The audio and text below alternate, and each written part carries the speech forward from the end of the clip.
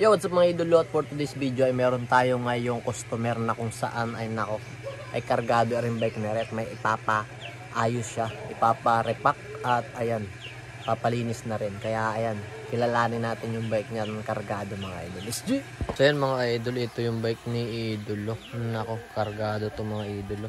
Paano ko nasabing kargado yan? Epicson Speed 1. Yan yung ratchet type na Speed 1. Kita mo naman yan. 12 speed. Jore. Yan na. At ito yung ipapagawa niya. Papalinis niya yung kalawangin na yan. Paparepack yung hub. Lalagyan ng sealant. Re-repack din daw yung headset. Ganon din dito. Sealant at repack.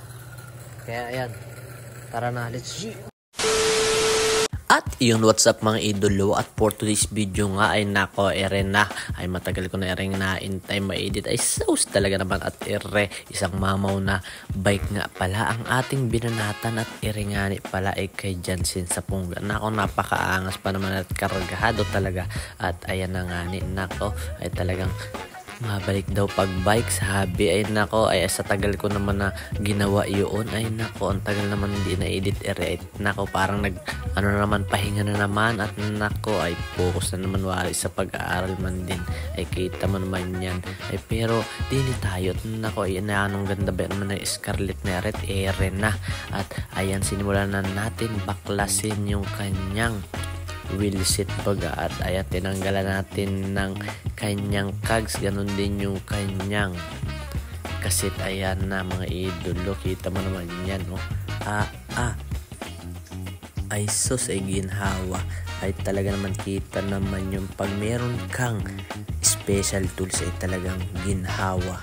Ay nako, hindi magkakaproblema yung ating mga bearing tsaka yung mga housing, kasi nga may gamit tayong special tools. At ayan nako, kung yan ay dipukpok, nako, medyo mahirap yan mga idolo. Kaya ayan, sa mga nagapasira dyan, ay mapunta lang kayo di sa bahay. Okay, message muna kayo para kayo may schedule ba kung kailan pwede at kung kailan available. At lalo na ngayon may mga pasok na, ay nako, ay talagang pahirapan ang schedule. Ay talaga naman, pag hindi kasi si Kaputol nag-aayos, ay ako, ayun, kaso madalas ay si Kaputol nakakapag-ayos. At dahil nga busy na rin tayo.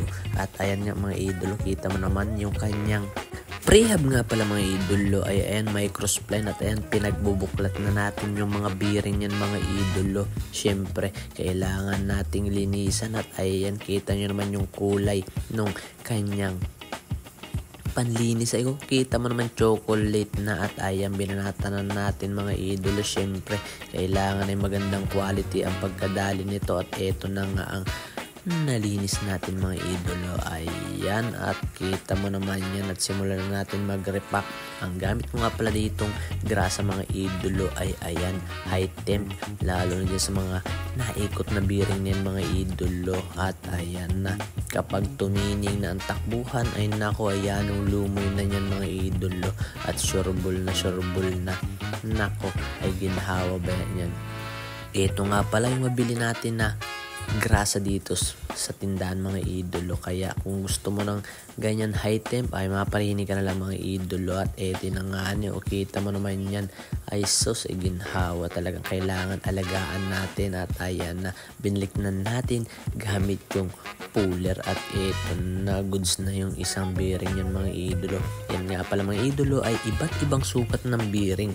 Ayan, meron tayong bearing dito sa pre-hub na dalawa, may bearing pa tayo dun sa hub na dalawa, kaya apat yan. Meron naman na 3 sa pre-hub, 2 sa hub niya. At ayan mga idolo, kita mo naman yan, oh. Napakaangas ng pagkadal natin dyan. At eto na nga, yan yung plat pa, dahil lalagyan pa lang natin yan ng sealant mamaya. At nako, napansin ko ay hindi pala siya violet lubber, ay nako, purple lubber din pala si idolo. Kita mo naman yan, no? At sa mga nagatanong nga pala dyan mga idolo, kung saan kami location naroon, ay nandini lang kami sa Libtangin. Ay pero para sure ka na nandun kami, ay message mo muna. Pag hindi ako, yung account ko tao kaya si Kaputol James Allen Laderas man din ay nako ay kita mo naman yan ay maparinig ka na lahat, marami na rin namang nabudol din ni bayan naman ay talagang pumunta din ni may sakit ay umuwing may sakit pa rin. Ay bakit may sakit? Ay nako ay nakakita ng mga pang-upgrade ay talaga nagkasakit lalo ay gusto mag-upgrade ng mag-upgrade. Nako kawawa ang pinanser kaya ay kita mo naman ito nga pala yung itsura ng Ratchet mga idolo. Sa mga wala pang idea dyan, ayan, ganyan yan binubuo at kita mo naman tako, napakaingay ba naman yan at talagang suko ang tainga mo dyan pag napakinggan mo.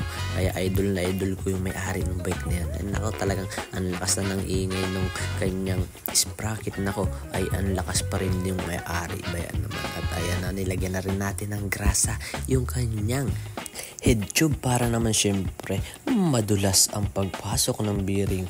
Nako ay talaga naman at na at kinabit na nga natin at ayan na. Nako napakaangas mga idolo at na at unti-unti na tumitindig yung Scarlett ni idolo at ayan at talagang nilinisan pa natin pati puli, syempre matik naman na yan at nako ay talagang kapugi at nako ay na at talagang inikot-ikot pang gayon ay pag hindi naman ay napakaangas naman na rin bike ni mga idolo.